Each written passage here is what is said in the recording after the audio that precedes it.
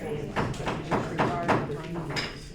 Court order is regularly scheduled city commission meeting. The date is August 27th, 2026. The time is 6 p.m. We're going to have the invocation led by Police Chief Henry Lanes, followed by the Pledge of Allegiance by Police Chief Lanes. Please rise.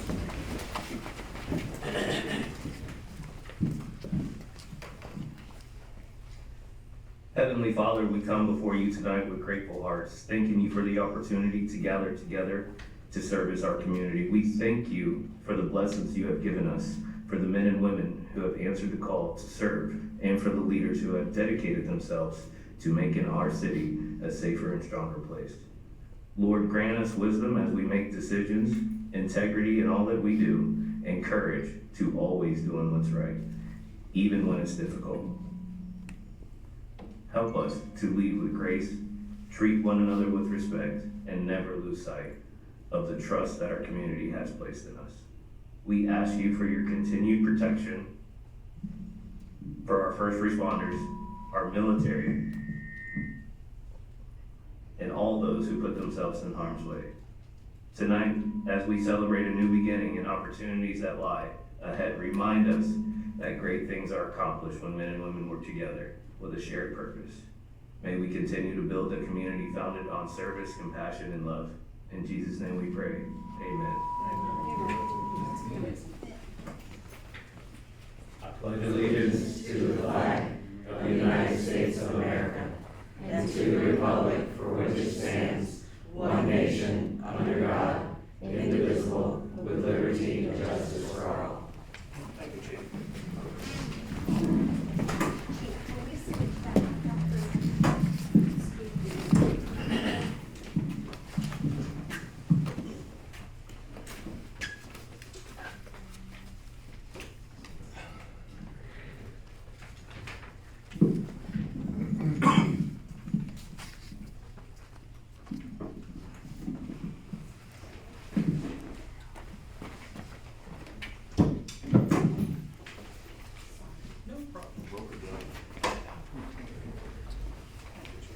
We have roll call one. Yes, Mayor Cheshire, I'm here. Vice Mayor DeGrave, Here. Commissioner Williams, Commissioner Goldberg, Here. Commissioner Rayson. We have a quorum, Mayor. First order of business is consent agenda. Includes resolution 2026-04, disposal of surplus vehicles, resolution 2026-041, Fifth Amendment interlocal agreement for Lake County Commission's library services, and resolution 2026-044, election services taking out contract with Osceola County School District. Would somebody like to make a motion to approve the consent agenda? I'll make a motion to approve the consent agenda. Motion, do we have a second? Second. All those in favor say aye. Aye. Opposed, motion carries. Regular agenda, item A, resolution 2026-042, First Amendment to interlocal agreement with Lake County for use of library impact fees. A resolution of the City Commission of the City of Fruitland Park, Florida, approving the First Amendment to an interlocal agreement between Lake County, Florida and the City of Fruitland Park relating to the use of library impact fees, which awards the city an amount not to exceed $620,000 to fund architectural design engineering services, construction, equipment, and furnishings for the expansion of the north side of the Fruitland Park Library, providing for an effective date. I know there were some questions about this, Karen, whether we actually wanted to do this or not. Yeah, I just wanted to confirm whether you wanted to move forward with the expansion of the library with the potential of significant reductions in our revenues when if Amendment 3 passes. I wanted to see if we wanted to hold off on this just to see how things go moving forward before we add to the library. Can we put this on hold without the risk of losing any grant? We wouldn't be able to get the grant, I don't believe, this year. If we delay this year, we wouldn't be eligible for the balance of the year. But if they are going to provide grants in the future, we would definitely be able to apply for it next year.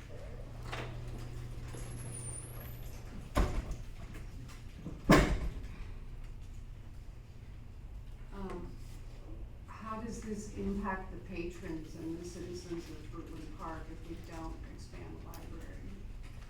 We'll continue serving, having the same programs that we have currently. we can look at, Barbara and I have spoken about like the children's programs, if they get so large that they can't fit in the Palmdilla room, we could look at doing more than one children's program. We could have 2 separate programs, we could do it by age or by day. There are ways to work around it, that, you know, we shouldn't have to cut any services based on the fact we're not expanding the room. We're also looking at using what was the cafe, or will soon not be the cafe, as a programming space as well. I think part of the problem is this is just our potential services. We need more money to do everything else, whether we get grants or not, and we've got most of it's, you know, do we wanna dip our toe in and then have to keep going, or if we're not gonna use this right now, have the county spend it on somewhere that they're going to use, or, you know, it's not prudent for us to take the money if they're not. I don't think we need to edit this now. I'm sure we got the grant once, so we want it again, I'm sure we get the grant again. I don't see any benefit to, moving ahead with something when times are this uncertain, if we don't really need it. No. Anybody else have any? Motion to table. Can we table it either, or it's a grant that we, I mean, do we have to, You can table or you can move to deny. okay, if we table, Then then we would talk to the county about it and see, would they leave this agreement open for a period of time, maybe till after November? Or if they would say no, and then we would have to terminate it, or you'd have to vote at that time to deny it. Tabling sounds nice, it would really be up to them if they can't accept the table and withdraw the money, that just, you know, denial. there you go, okay. We have a motion to table, we have a second, I move we table. okay, so we have a motion, we have a second, all those in favor say aye. Aye. Opposed, okay, motion carries. Who's seconded that, Mayor? Well, Patrick made the first and she made the second. Okay. Thank you. Resolution 2026-05, interlocal agreement with Lake County for utility work along CR 466A. A resolution of the City Commissioners of the City of Fruitland Park, Lake County, Florida, approving the interlocal agreement between Lake County, Florida and the City of Fruitland Park, Florida regarding County Road 466A widening project, authorizing the mayor to execute the agreement, providing for an effective date. All right. Moving along with 466A. Does anybody have any questions on this? Been a long time coming. Mm-hmm. A long time coming, and I will say, and I know people have talked about the sticker shock of this, considering it's where I was on this. I think that same cost just to do this project was what it would cost to build the entire road. But this cost, like I swear, was about $360,000 when we first started. Yeah. And now it's what, 1.8? Okay. All right. Anybody else have any questions besides us complaining about the state of the economy? No? Would somebody like to make a motion? I'll make a motion to approve resolution 2026-045, interlocal agreement with Lake County for utility work along County Road 466A. There's a motion, do we have a second? I second that. We have a motion, we have a second, would you like to call the roll, please? Yes. Commissioner Goldberg, Yes. Commissioner Rayson, Yes. Commissioner Williams, Yes. Vice Mayor DeGrave, Yes. Mayor Cheshire. Yes. All right, motion, resolution carries. Item C. Resolution C, resolution 2026-043, extension of the wastewater treatment agreement with the town of Lady Lake. A resolution of the City Commissioners of the City of Fruitland Park, Lake County, Florida, approving the First Amendment to amended and restated wastewater treatment plant capacity reservation and bulk treatment agreement between the town of Lady Lake and the City of Fruitland Park, authorizing the mayor to execute the agreement, providing for an effective date. All right, does anybody have any questions or comments about this? I just have one question, Karen, the benchmark things that we're supposed to hit, timing wise, do they seem reasonable based on where we are right now? Yes, if everything goes perfectly from this point forward. But, I mean, it wouldn't take a lot to have the schedule get delayed.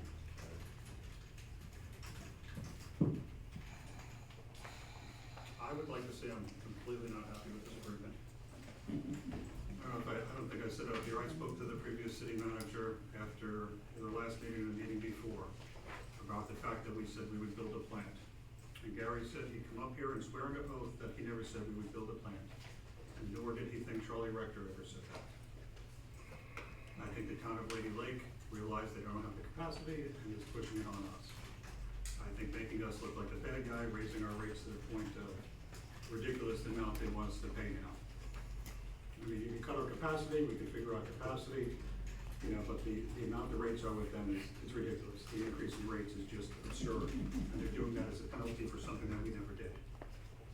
I'd like for Anita or Karen to go back to Derek Schwab, their attorney, and try to negotiate the price with them.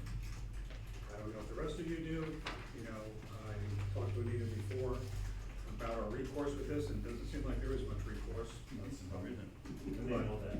And they know that, but at the same time, this is, I don't wanna say bad business, but it's bad business on the part of Lady Lake, as far as I'm concerned. So, I think you're right, I think they've got the point where they know they need their own capacity in the near future, and they're doing their best to squeeze this out quickly. you know, And we have to wait an alternative. when I spoke to Gary, two things, and I said the same thing over and over. We would not have built that line to Lady Lake if we did not think this was a 20, 30, 40-year agreement. We would not have made the first agreement the way it was that increased our capacity over the years. So, Probably would have started building years ago. Yeah. We have a plant online right now. but that's all I have to say. Somebody like to make a motion? Somebody like to? Is there gonna be any public comment there? This is a public comment section, but So, we'll have a motion, we'll have a second, and we'll open this one for public comment, okay? very good. I move we approve resolution 2026-043, extension of our wastewater treatment agreement with Lady Lake. We have a motion, do you have a second? I'll second that. We have a motion, we have a second. We'll open this from the public for comments. Sir, if you'd like to. Bob Willie. Hang on one second, keep this timer up, please. Yes. Evening, Bob Willie, 843 Mary Hill Circle. I've known about this issue since I first moved here over 10 years ago, and I first introduced myself to Gary, and my background being a mayor and my whole professional career in building and development. It was clear at that discussion some 10 years ago that y'all had a sewer issue. And I wasn't here with the previous sewer plant that I guess was a debacle for Fruitland Park.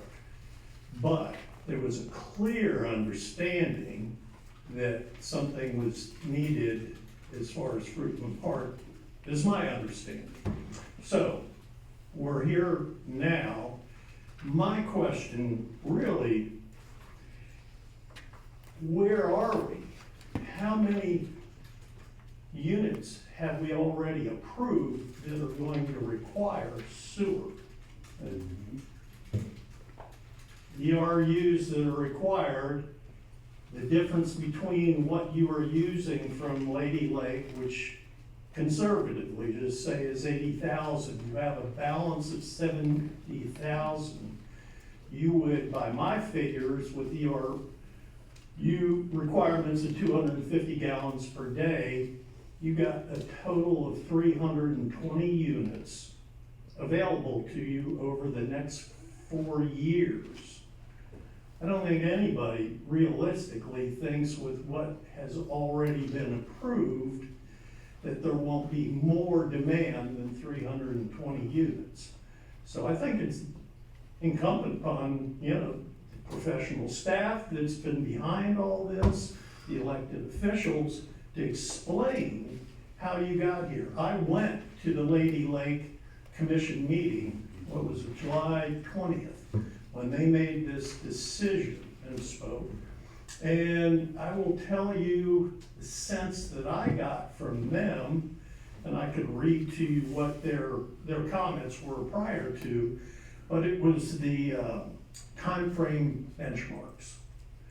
I suspect that you didn't have a benchmark in the first agreement, but it certainly came across as though they needed to put benchmarks into this amendment, because, let's just throw it out there, they didn't trust Fruitland Park. There was no benchmarks in the first agreement because the first agreement was meant to be renewed.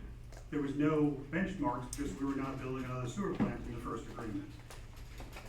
Then you write an agreement that it's in perpetuity. You guarantee yourself that 500,000 in perpetuity. You don't have a 10-year time frame. I'm just telling you, the sense I got was, gee, we gave them 10 years and they haven't done anything. So we do have needs, Lady Lake has needs for that capacity that they are now reducing to the 150,000 gallons for Fruitland Park for their own growth and development. Nobody's clairvoyant as to what's going to happen in future development. We could have had a crash and none of this would be even applicable now, but that's not the case. This is an area of great demand. A lot of people want to live here, and I don't know how much Fruitland Park is approved already. Coming from the other side as the developer, if I got my financing for acquisition and development with the anticipation and discussions with Fruitland Park that you were gonna provide me the utilities of water, sewer, roads, whatever, and now you're gonna tell me I can't Yes, sir, we build, that, there's consequences. Mike's not here today. Can Rob speak to this, or Rob doesn't have enough? What is it that you wanted to speak to? You can have a seat. That Okay. the amount of units we have, or Rob doesn't know that, that's Mike. That would be better spoken to by Mike. I don't know if it's necessary to get into the numbers, other than to understand that what we approve, very little of it actually takes place. So we can approve a development that may be built, that may be built several years from now, or may never get built. So we don't know that when we're making that approval. What we do know is, yes, we're promising to service a development. What gets written into the MDA is that we have limited sewer capacity at this point. We're building our own plant, and what capacity is available is going to be dished out on a first-come, first-served basis. So if you are not in line, or you're in line too far with your development, you're gonna have to wait until the plant's online. If I may, because I don't know, and neither do any of the citizens here know what has been going on as far as developers coming in, and we do know that there's new developments. So I just did a search, so you can tell me if I'm wrong or right. You know, this is AI, this is what it told me. Major approved vested projects, enclave at Lake Geneva, 421 single-family homes. Waterview at Lake Geneva, 92 units. Vita Serena, 410 units. Miller Park, 288 apartments, 165 townhomes. York Flats, Elmington, 150 multi-family units. Listen, I could be entirely wrong, but that's 1,593 units that it says are approved invested projects. So what you just told me doesn't matter. You have no obligation to service those projects with sewer. What I just told you is they are signing a contract with the city that acknowledges that there may not be sewer system available for that development when they're ready to pull a building permit. Okay? And they know that. They know that. Now, a good example for development is a mixed use down here on 466 State Light Drake. very large, I think it's 80 or 90 acres. We approved that a number of years ago already. Right. It's not for sale by Petro. No, I was here, Yeah, well, I watched the People discussion. come in, they get their site plan approved, they sign an MDA, some of them expire, some of them get renewed.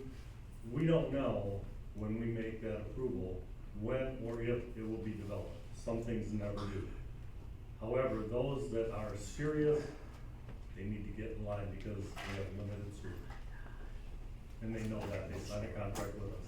Okay, so there's no liability, no recourse by those individuals against Signing the a city. contract with that clause Yep. in the MDA. You got that? Oh, good to hear. Okay. Because that's my concern, That that, was you my know, concern also. okay, thank you. You're welcome. You're welcome. Smart move on that question. Mitchell Langley, 101 South Valley Road. Resolution 2026-03 reduces Fruitland Park's treatment allocation from 500 to 150 per day. The city's work group currently shows a flow of approximately 75,400 to 76,600. It also lists 213,600 gallons per day for approved under construction projects. Then reduces that demand to 106,800 gallons per day without a visible explanation. Unless those projects are fully included in the meter reading, when the reduced figures puts total demand between 182,267 and 183,413, more than 32,000 gallons above the new limit. Before claiming additional capacity, the city should publish corrected and project by project ledger numbers. Phase 1 of our plant is scheduled to open September 1st, 2030, 600,000 gallons per day, with a future expansion to 1.2 million gallons, ultimately going to 1.8 million gallons per day. Using the city's 250 gallon per day screening factor with 1,939 homes that are currently approved, that equals 484,750 gallons per day, adding approximately 80,000 gallons of additional flow that we currently use. That comes out to 565,000 gallons, leaving 35,000 gallons per day with 5.9% phase 1 before commercial demand, peak flow, infiltration, operative reserve. This is a screening estimate that was sent to me. It's not a certified capacity calculation. The plant must begin operating by September 1st, 2030. That's in the agreement. The same day that the Lady Lake agreement ends. Do you have a contingency plan if we're not up and running? And what will trigger phase 2? Those are legitimate questions of, that we need to be planning today, not 4 years from now, if we're at capacity. Also, the new fee exhibit lists $39,000 per month at 100,000 gallon per day tier, which you were addressing that, the above and beyond. That brings us to $470,000 a year at 150,000 gallons per day. The cost reaches $58,000 per month at $705,000 per year. Before the annual adjustments. The agenda states funds budgeted, none, because you can't budget for what you don't know, obviously. Before approving the multi-year obligation, I think the city should close its current Lady Lake bill to its residents, what the projected costs are through 2030, financing for the new treatment plant, and the expected effect on the residents' utility, because ultimately, we're the ones paying the price. Ultimately, we pay the price. It's a bridge agreement, may be necessary if we can't get there by September 1st. So we should be working on our bridge agreement today. Let's not get caught to where this came out of left field. We're saying it came out of left field, that they're gonna cut our capacity and we have 4 years. I think we need to start planning today. Thank you.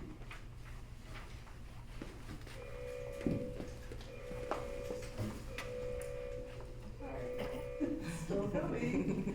Here we go. Carl Yount, 1123 Ritter Road, the Villages of Pine Hills. I want to continue on to what Mitchell mentioned is, first of all, per the proposed agreement that you haven't signed yet, it talks about the various benchmarks, and one is the planning and feasibility benchmark that was due by April 1st, 2026. That benchmark figure is supposed to include the anticipated growth, including the current, anything that's reserved, etc. So all of those facts and figures, as far as your anticipated growth, including what is your current usage and what has been reserved, etc., should be in those figures. So it should be no surprise to us. So is that information available? Have you completed that benchmark? The other question is, I noticed in the contract, it doesn't specifically spell out what are the penalties for the city if they don't meet those benchmarks. Does that mean that the Lady Lake can say, hey, we're not gonna continue to process his sewage because you violated and you have not agreed to the terms of the contract? All of those things, first of all, the feasibility study should show everyone what your anticipated growth is, including, like I say, what is in the reserve. So if you don't have it, that information as part of that benchmark, when are you gonna have it? And again, what's gonna happen if you don't meet those benchmarks? Does anyone know that? Thank you.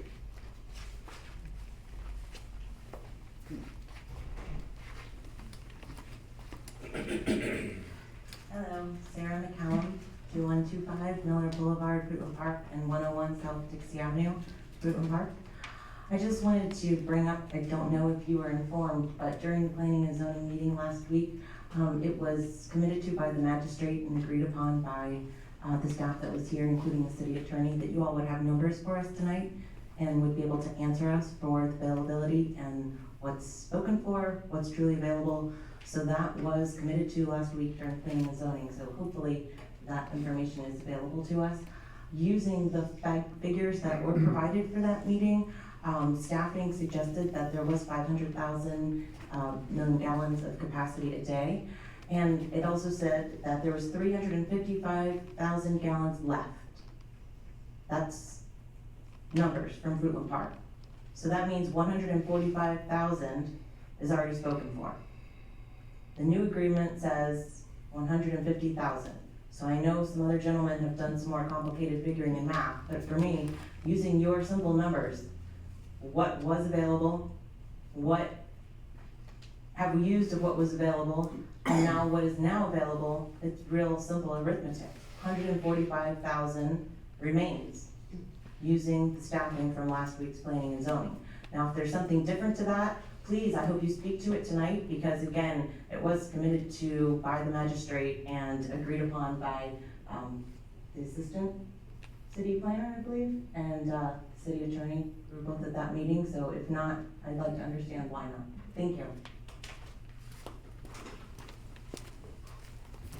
My recollection of that is we would have that information to you when that development project that the special magistrate heard moves forward to the commission. That agenda item is not on your agenda tonight, but it will be provided as part of that presentation.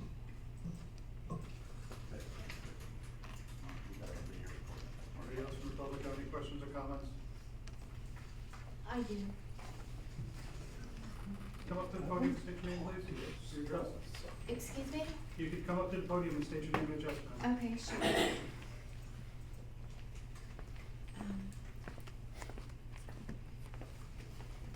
Hi, my name is Kristen Nelson.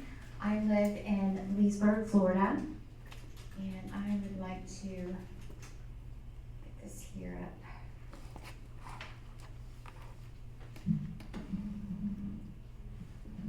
Oh, your address, ma'am, please? 2928 Tangerine Court. So you recently received an email from the Christian Family Coalition Florida regarding the city's book page subscription. I have been a supporter of CFC Florida, and I have spoken on behalf of legislation supported by the organization both in Tallahassee and at local city and county commissions and school boards.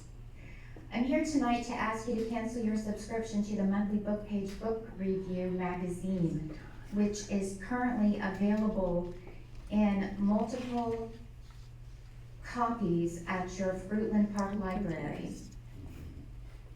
Book page pushes left-wing themes including abortion, transgenderism, and witchcraft through its reviews and never promotes best-selling conservative authors.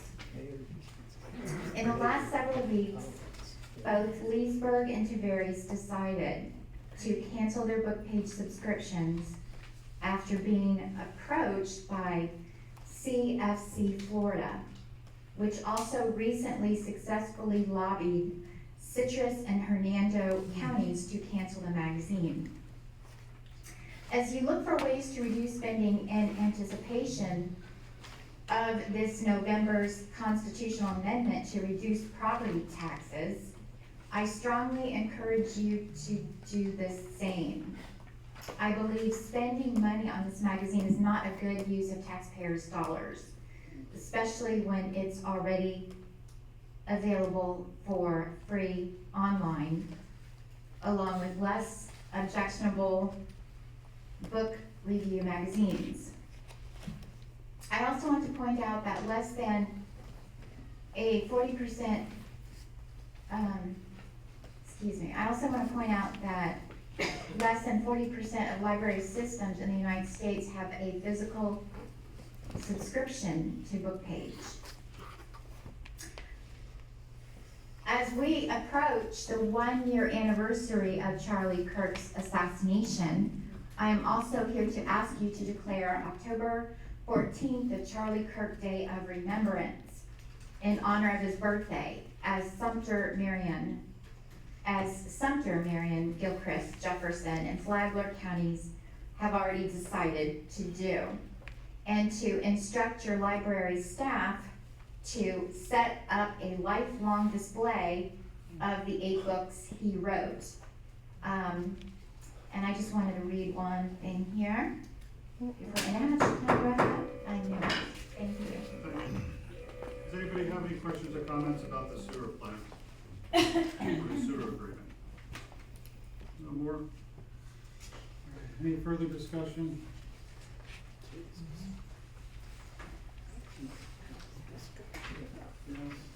I would like to say one thing, Karen. Can we get, everybody's throwing numbers around. And one, they're not the numbers that I've heard. I've never heard 250, I always heard more 120, how many gallons per day a house does. Could we have Mike or somebody go and basically fret this out so people can see what actually is going on and break down the numbers, please? Because nobody seems to have, Mr. Mitchell, who does his homework, has got numbers, but they seem, just so we could actually all sit down and say, these are really what the numbers are. There's too many numbers floating around and nobody seems to know exactly what the real numbers are. Isn't most of the sewer Rob, commercial property? I know my commercial property is all sewer, sewer. Residential. There's some residential, newer residential. I thought we were averaging about 80,000.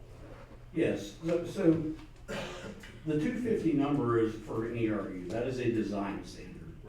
The standard for the city is 122 gallons per person, or per house per ERU. So literally that 250 number is almost half, and that's what we actually see come in. So per household, we see about 125 gallons per household. That's what comes in. I have all the numbers right here if anybody else look at them, whatever I have. Right now, we're averaging roughly 80, I understand. Yes. The contract allows us to go 150. Yes. Anita, the MDAs for probably the last 2 years or more, we've included a clause that indicates when capacity's done, based on building permit pulled, if we don't have capacity, we don't get a building permit. We've included language that we may not have capacity until 2030. We also do concurrency reviews, final concurrency reviews at construction plan approval. So that's the point that we obligate the city to provide those services. So the plant we're building is 500,000 gallons, correct? Yes, 600,000. And that's gonna run us, what, 30 million-ish? 40? 26. And the reason we didn't build 1 million is because most of that capacity would sit idle for many years. But we'd still have to pay for it, and I might run it up to what, 60 million. So what I hear tonight is, I don't know, this commission has thought about those things, and we've pondered them, and we've looked at the numbers, and we have come up with a plan that will allow us to build what we think is a reasonable amount of capacity for the foreseeable future. And yes, we will take a look at that as we build out and use up that capacity. We're not sitting here idle, we're thinking about these things, we're planning it, and we're also planning on how to pay for it. And a big part of how we're gonna pay for that is with impact fees. So if we shut down development, we shut down the money stream that will allow us to pay for that plan. So it's a complex issue, and to think about it in very simplistic terms, or with numbers that don't make any sense, is ill-conceived, and it means that you haven't been here for all the discussions that we've had to make those decisions. So I don't mean to sound irritated, but I am.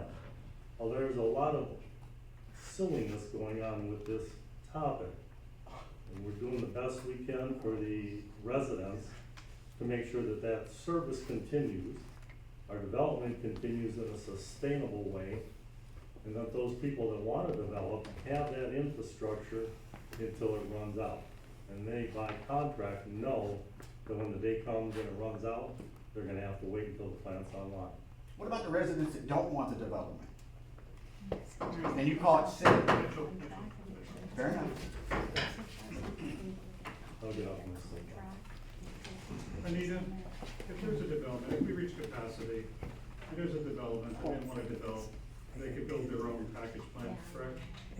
There are other means that we could sit down and talk. You do have a 180 district that gives you first option to provide services, but we would sit down with someone at that point and discuss other alternatives. And if there's a development that's not close enough to the sewer plant, are they allowed to be on septic still, or what I call septic?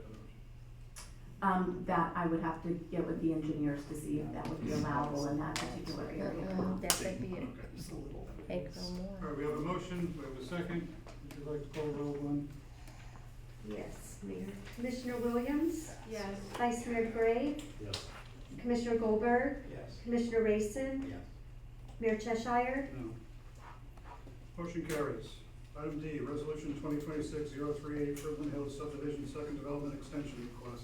A resolution of the City Commission of the City of Fruitland Park, Florida, granting an extension of the development order entered March 17, 2025, that approved construction plans for the construction of Fruitland Hills subdivision, consistent with the preliminary plat approved in Resolution 2024-018 on vacant property located on east of US Highway 27, 441, north of Register Road and west of Mayberry Road, authorizing the mayor to issue a development order extending the approved construction plans until May 22nd, 2027, and providing for an effective date.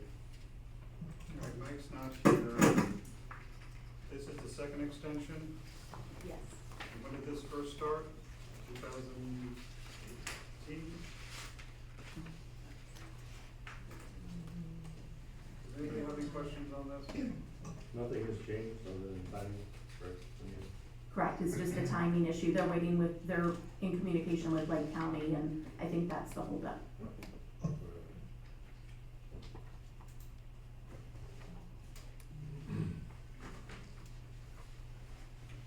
Would somebody like to make a motion? I'll move to approve resolution 2026-038. We have a motion, do we have a second?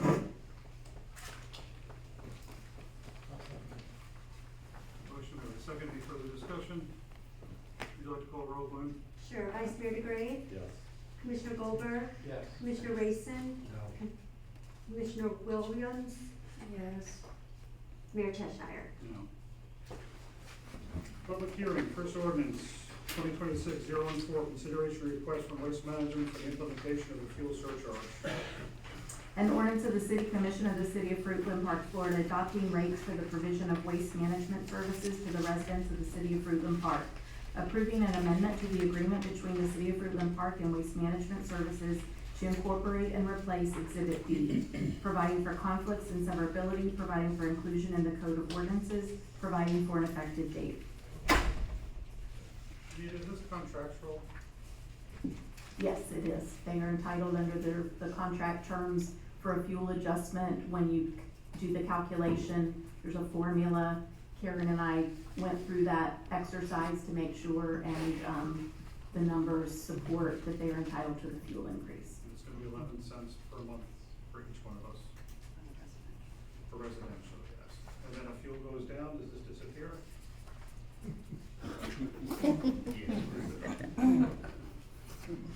I don't think so.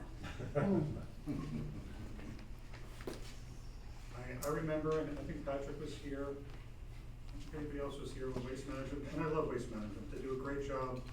Anything you throw out, they take. I threw a mattress out the other day, they take it, they have no problems taking anything to the city, we pay extra. I hope you know that, whatever you throw out, they'll take. You throw out a dresser, they'll take it, you throw out a mattress, they'll take it, and you pay extra for that. But when they came in here for their contract, they said over and over again how we're gonna have these fuel efficient propane trucks. And they were gonna be environmentally friendly, and they were gonna save money for using propane, and now I'm getting taxed for diesel. I'm getting, I have to pay extra for diesel. It's contractual, we don't have much of a choice on this. When they were here, they got an extension of an existing contract. You know, I was not crazy about that at the time. I think I mentioned at the last meeting, when this was a 5-year extension, we don't want to dawdle in blowing the dust off that if we're going to rebid that.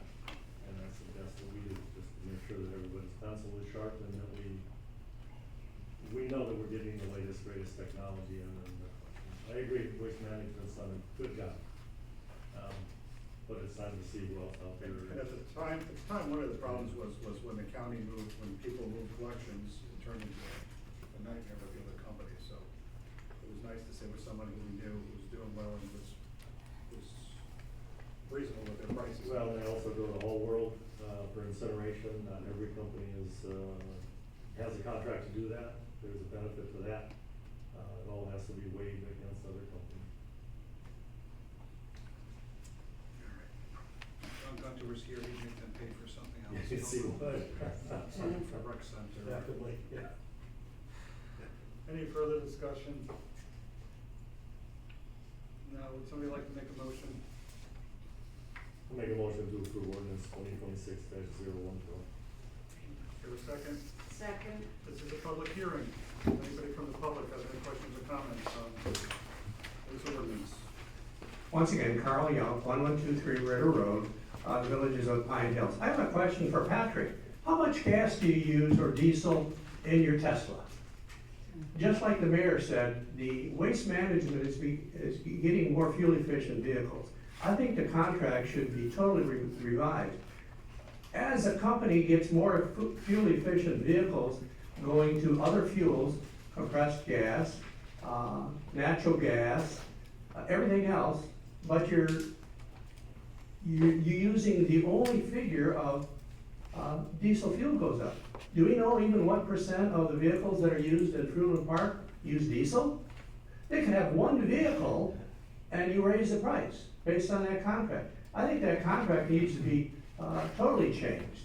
Another comment, this was in reference to, this is out of a meeting minutes of September 11, 2025. This is pertains to the wastewater. And this is a quote by the mayor.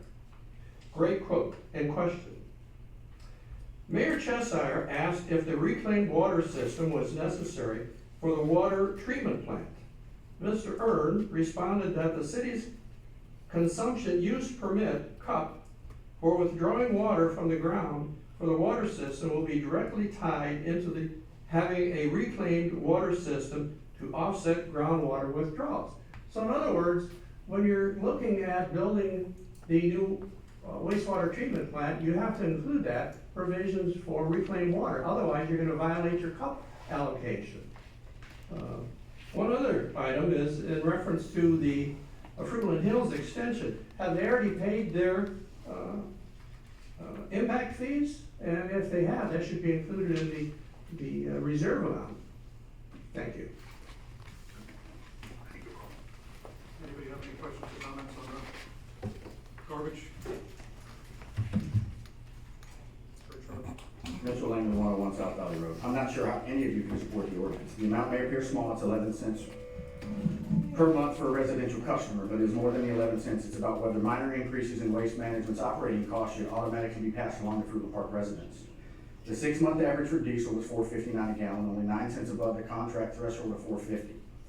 The 9-cent difference produces 0.45% fuel adjustment and increases the residential garbage bill from $36.17 to $36.28 per month, or an additional only $1.32 per year. Waste Management is not a struggling company that cannot absorb this adjustment. In 2025, the company reported more than $25 billion in revenue and nearly $3 billion in free cash flow. During the second quarter of 2026 alone, Waste Management reported $785 million in net income and returned more than $1 billion to their shareholders. Their CEO in 2025, $19 million. The COO, approximately $7.2 million.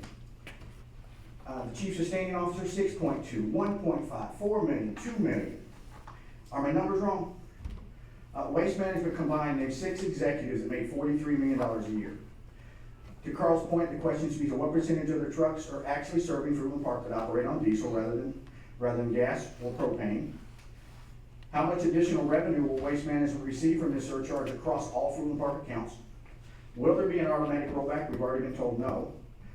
Contract application, does the existing agreement legally require approval of this adjustment, or does the commission retain discretion to reject it and negotiate a waiver?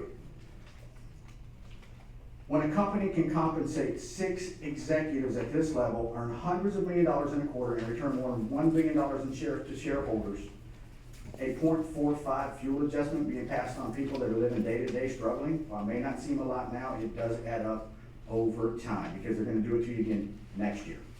It might not be a decrease, but they'll find another way, another way to do it. They should absorb the adjustment. Again, I can't see how anybody can, approve this ordinance. Thank you. Anita, the first question I asked, Mr. Langley heard it, is this contractual? Do we need to approve this as in the contract? It is in the contract, yes. Is it something you can get a waiver for?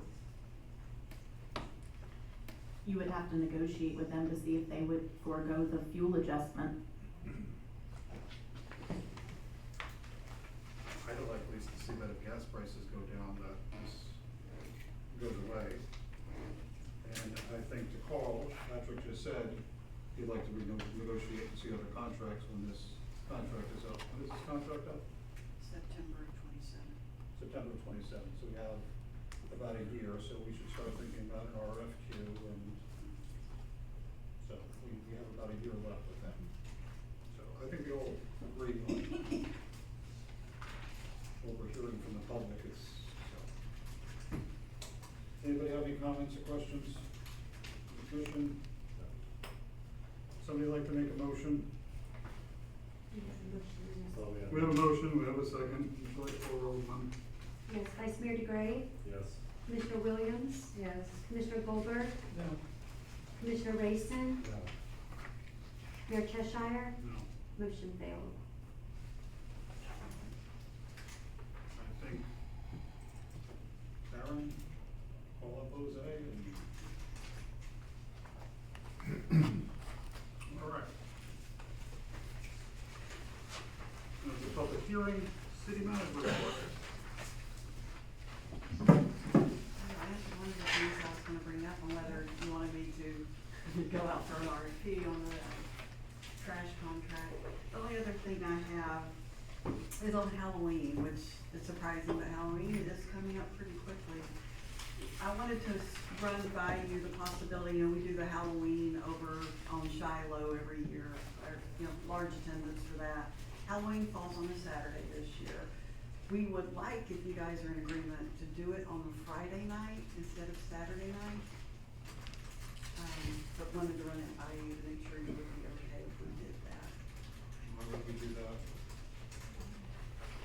Why would we do it on Friday? Just because we would have full staffing already at work on Fridays. Has anybody talked to the people in Shiloh? The last I heard, the people in Shiloh were unhappy with Halloween being over there. I don't know if it's still the case, but.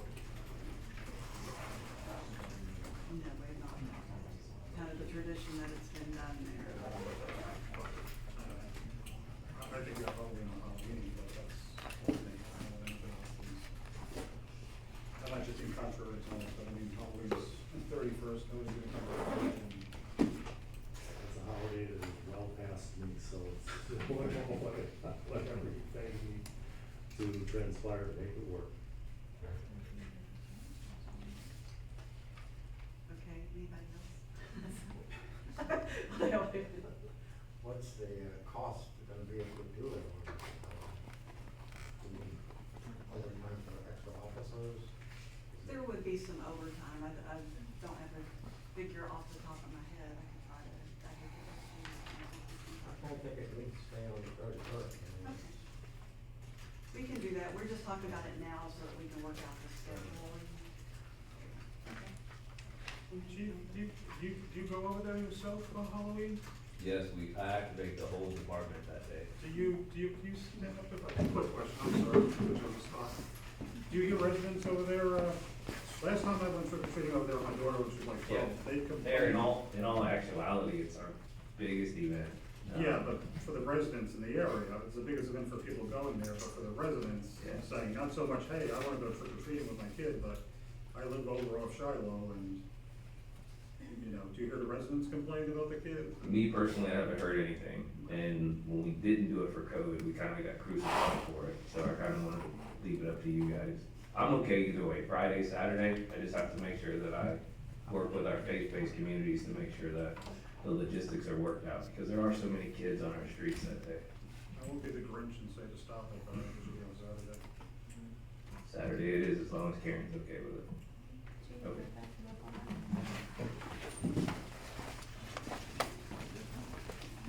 Hello, Jessica Webb, 2124 Nicolette Way, Leesburg. My husband works for the department. We go trick-or-treating in Shiloh every year. There's huge participation from all the residents. And like she said, it is a huge event. A lot of the houses decorate, have tables out so you know who's participating. They look forward to all the kids coming.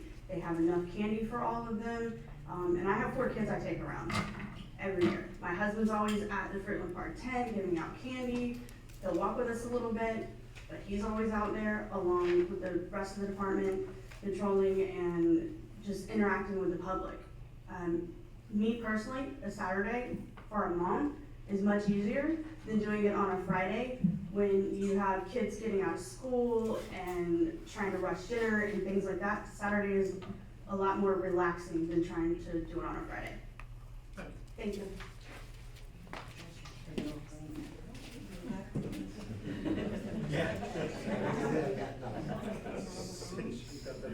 City attorney.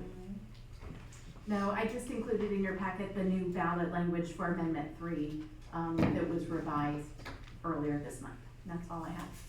All right. There's no unfinished business, public comments, this section reserved for members of the public for any matters concerned, opportunities or claims. Action may not be taken by the city commission at this meeting. However, questions may be answered by staff or referred to appropriate staff action at a later date. Anybody from the public have any questions or comments? Yes, Carl. Once again, Carl Young, 1023 Ritter Road, the village of Pine Hills. I just have half a dozen items. You all should be familiar with the Leesburg Current. That is the flyer that's included in your electric bill. For several years, I've been asking the city to include something for Leesburg in that. This says it's a publication by the city of Leesburg for residents of Leesburg, Fruitland Park, and unincorporated areas served by municipal utilities. Right now, you don't publish anything. Here would be a perfect way of including something with the Leesburg Current. Like I say, I've asked for this for years and nothing's happened. Another comment is in reference to the Planning and Zoning August 20th meeting, the facts and figures that the magistrate demanded the city provide by the next city meeting, you can look and verify through what's published and available online of the recording that Sarah did. That includes not only the wastewater current usage, revised capacity, approved and pending development needs, the cup allocation, current usage, reserve capacity proposed, etc. Plus, I asked questions about the residential needs analysis. Figures keep tossing around regarding that. We were supposed to have the answers to those questions this week. Also, a question came up regarding calculating open space and developable land. It's my understanding, according to the various laws of the state of Florida, that you cannot count land that is dedicated for utility easements or road right-of-ways. That includes any roads that are, easements that are obtained, like things through easement by prescription, where a person has a landlocked property and they've been for years been allowed to cross another piece of property in order to get to their homes. When I asked Mr. Wolfhard, last P&Z meeting, he pointed out that all the land that he had identified was open space. Well, I believe a lot of that was part of easements too. Another question I brought up to Karen and Gwen earlier this week regarding the MSTU ambulance tax. I got my preliminary tax bill. It's almost $200 for that line item. It's my understanding that agreement has not been extended. The last extension, according to Lake County that I got, was July 12th of this year. So my question is, if that agreement hasn't been extended, should we be charged that fee? Thank you. Anybody else from the public have any questions or comments?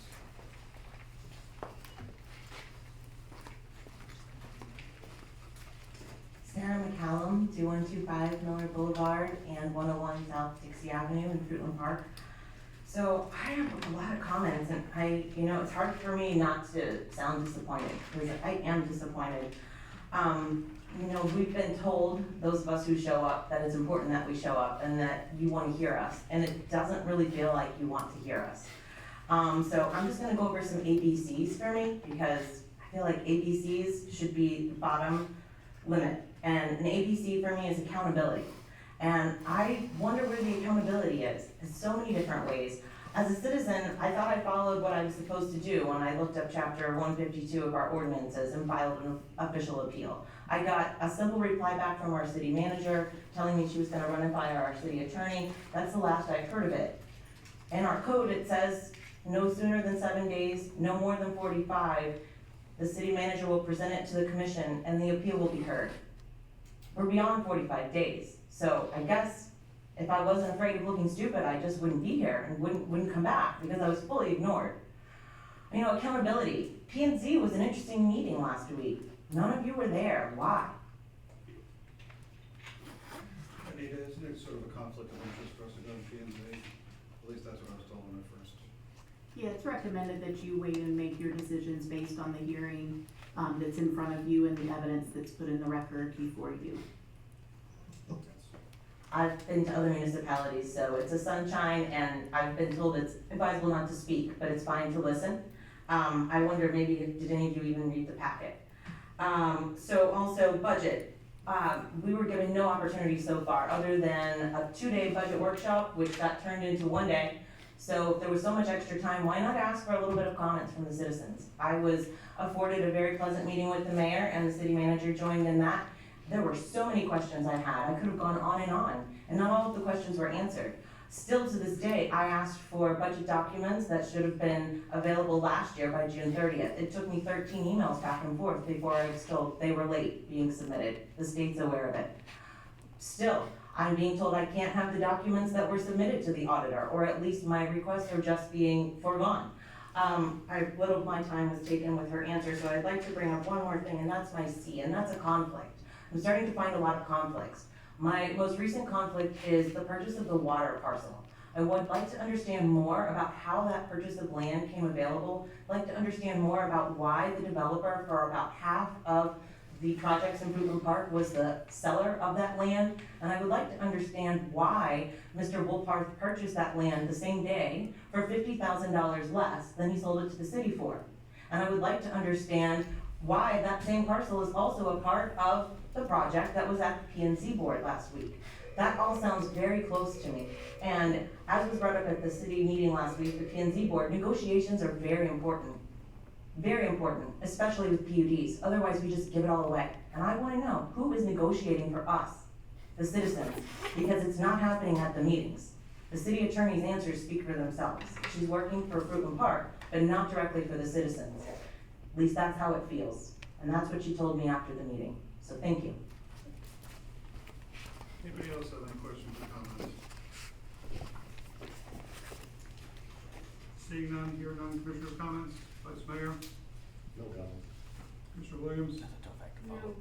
Commissioner Rayson? All good, thank you. Commissioner Colberg? City Hall is gonna be closed on Labor Day, Monday, September 7th. September 12th is the Daddy Door Dance at the Gardenia Center, and our next commission meeting and first public budget hearing will be September 10th.